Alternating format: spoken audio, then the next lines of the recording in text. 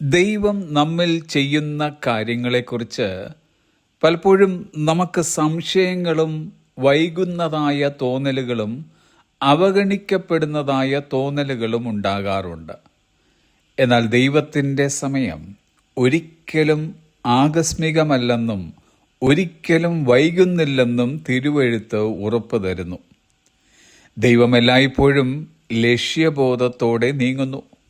നാം പ്രാർത്ഥിക്കുമ്പോൾ അവിടുന്ന് നമ്മുടെ വാക്കുകൾ കേൾക്കുക മാത്രമല്ല ചെയ്യുന്നത്, അവിടുന്ന് നമ്മുടെ മുഴുവൻ ജീവിതവും ആവശ്യങ്ങളും നമ്മുടെ ഭാവിയും മുൻനിർത്തി സകലവും നമ്മുടെ നന്മയ്ക്കും ദൈവ മഹത്വത്തിനായും ചെയ്യുന്നു.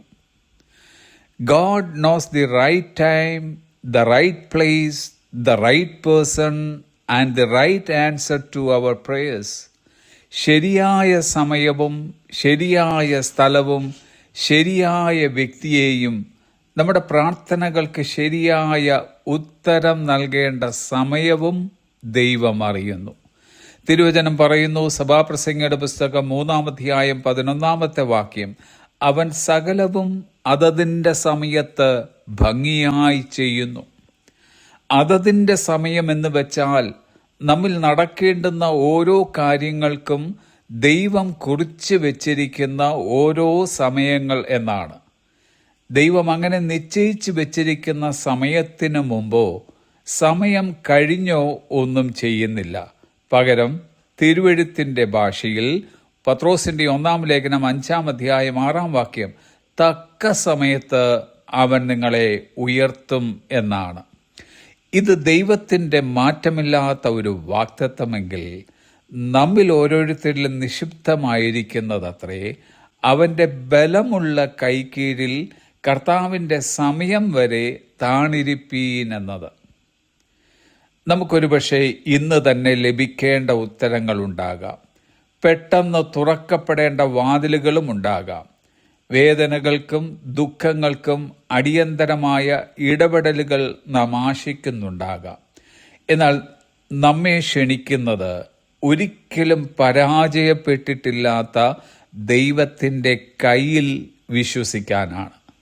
ആ കൈയുടെ പ്രത്യേകത ബലമുള്ള കൈ എന്നാണ്.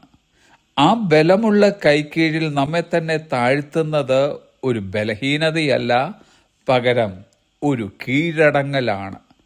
അങ്ങനെ സമർപ്പിക്കപ്പെടുന്ന നമുക്ക് വേണ്ടി ദൈവം ആ കരം ചലിപ്പിക്കാൻ ഉയർത്തിയാൽ ആ പ്രവൃത്തി അവസാനിപ്പിക്കാതെ അവിടുന്ന് അത് താഴ്ത്തിയിടുകയില്ല. ഒരു പ്രാർത്ഥനയ്ക്കുള്ള മറുപടി മാത്രമാണ് നാം പ്രതീക്ഷിക്കുന്നതെങ്കിൽ അത് കിട്ടിക്കഴിയുമ്പോൾ നാം ദൈവത്തെ മറന്നെന്ന് വരും.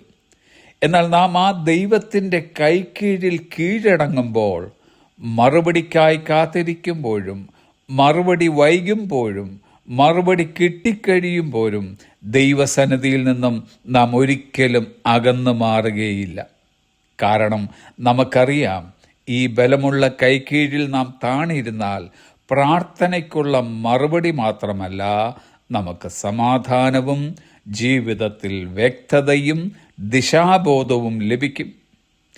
ഈ ബലമുള്ള കൈ നമ്മെ സംരക്ഷിക്കുന്നു, നമ്മെ നയിക്കുന്നു, നമ്മെ ഉയർത്തുന്നു.